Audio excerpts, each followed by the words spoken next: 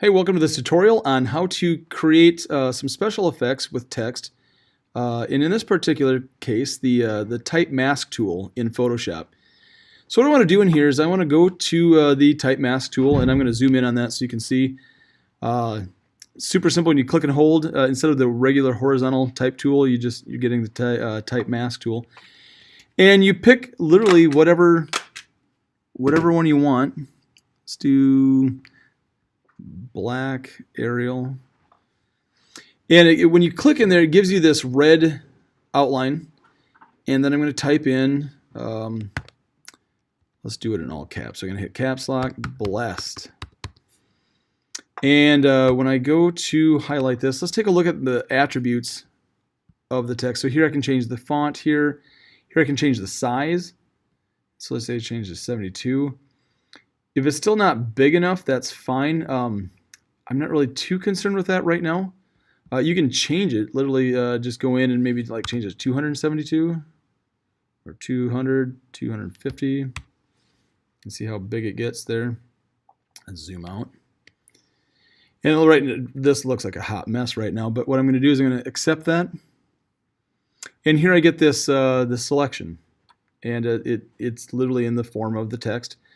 And to make sure that I don't mess up, I'm going to click on a selection tool like the marquee tool, and I'm going to click inside here, and I can move this around. Now, obviously, this is too big from here, so this is a good example of what to do. You can go to select, and then I can modify my selection. I'm sorry, transform selection. And I'm going to hold the shift key to keep it in proportion. And I'm just going to simply click on the drag handle and just drag that down and move this over. Let's do it again. Now if I, ooh, nice, it picks the middle for me. If I want to stretch this out, I can stretch this out and elongate it. When I'm ready to accept the selection, I can either click up here or I can hit the return key, enter key.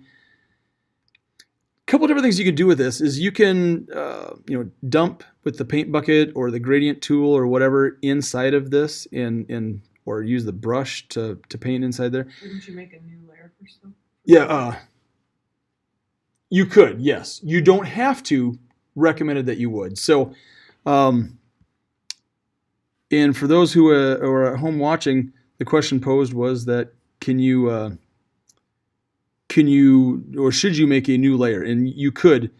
Another thing you could do is very popular is you can do a Command C, Command V, and what I've got is this. And what I'm going to do in here is one trick I haven't showed is the layer style.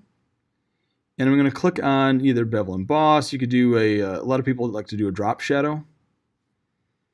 And when you do the drop shadow, you get the blend mode of what the shadow is going to be, the opacity and everything else. And essentially this is what it looks like up top. It looks like it's just an outline of this. You can change the distance of this. You can change the spread of this. You can change the size of this. You change the color, the blend mode, you name it, they've got it. I don't want a blend mode of multiply. I'm just going to go to normal. Oh, for pity's sake. And then you can also click in here and drag this around as needed. But that's how like some people will create a drop shadow, if you will. Some will do like a larger size. And so this looks ultra cheesy, by the way, but there you go. Blessed.